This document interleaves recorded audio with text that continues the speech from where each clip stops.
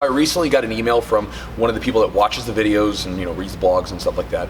And the email was worded saying essentially that Frank is his name. Frank, he's from up north and northern United States for people that are watching outside.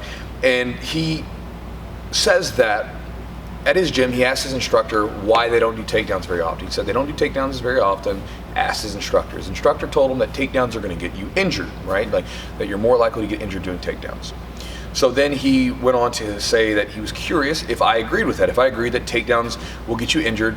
And he goes on to just ask about some information because he wants to do his tournament, but he feels very uncomfortable with being on his feet. And so that's kind of an apprehension he has because he doesn't want to go to a tournament and have to start on the feet, but he's not used to being on the feet. So let me answer your question, Frank. Will you get injured doing takedowns? Absolutely. But you'll also get injured doing jiu-jitsu, period. Right? I mean, if you do jiu-jitsu, you're going to get injured. Now, in the beginning, there can be a little bit more of a risk of injury because of the fact that, you might fall and post your arm out or something like that. But here's the thing. It's all about education, right? If you take some guy that doesn't know how to do jiu-jitsu and you put him into a full rolling situation, even if they're on the ground, probably going to get hurt. Case in point, I had a guy come in here, this was years ago back when I was a purple belt. He came in for his first class. I showed some moves, I can't even remember what I showed, but I remember at when it was time to roll, I put him in there with someone, with another white belt, and it's his first day, and I had him do a full roll. And he got caught in an arm bar. And when the guy got him in the arm bar, it started to get extended, and this guy started screaming. He's like, ah!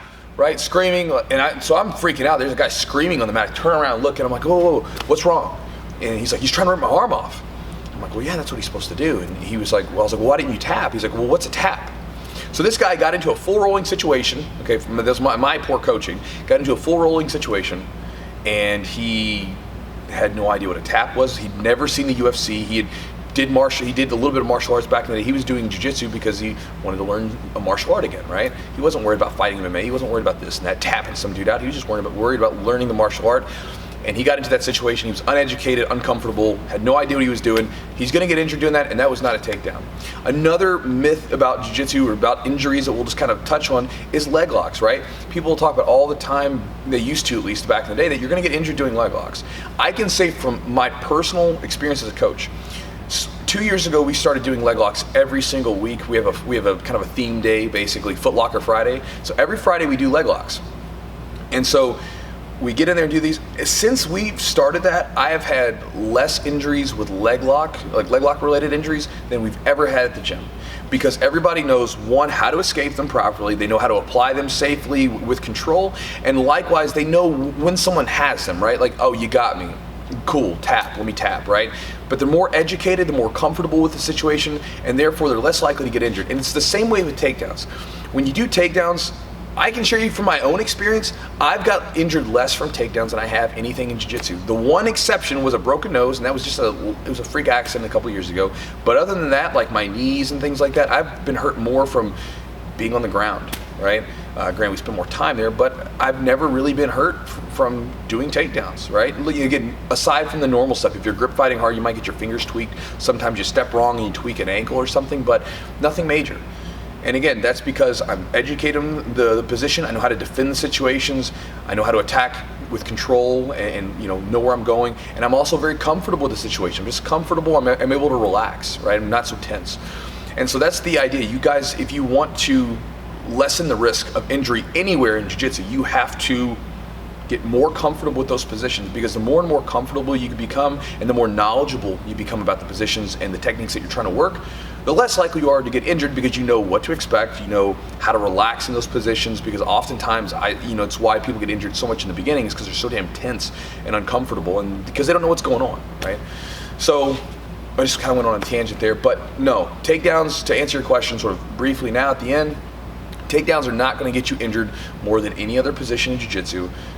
Yes, you will get injured with them at some point if you're training all the time, but that's just jiu-jitsu in general. You're going to get injured and you'll have to deal with that.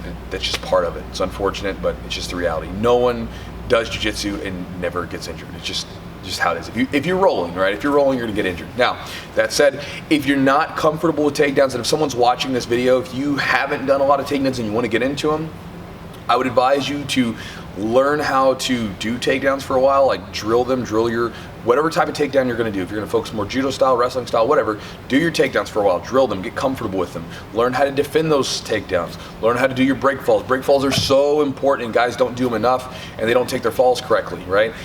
Do all this stuff, drill that stuff to where you can do it very comfortably. If you can find a good partner to kind of flow with, that's really good, because then you can kind of sort of start from drilling the position and then go like 50%, right? And then eventually you can work your way up to a full-on roll. And you know, and if you can't, if you have a guy and you can't go flowy because he's a little bit too sporadic, then just do some situational stuff with your takedowns. Get used to that, and then then you can go on full-on takedowns, right? But no, takedowns are not going to get you injured more than any other position in jiu-jitsu. So Frank, I hope that helps answer your question, brother. And again, I sent you some information on some takedown videos that I've done and some ones that I really like that should probably help you in your quest to get better at takedowns and competing. So thank you so much. And I think I'm done. Guys, I hope that you like the video. If you like the videos where I'm bullshitting, just talking through the camera, if you like the drill videos, then please subscribe to the channel. I appreciate it.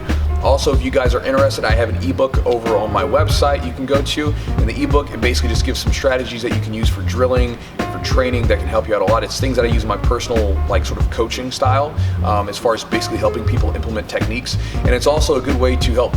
It'll give you some good tips to bust through plateaus that you might be having, where those sticky points in your game. So if you like all that, guys, cool. If you have any questions, leave them in the comments below. All right, thanks.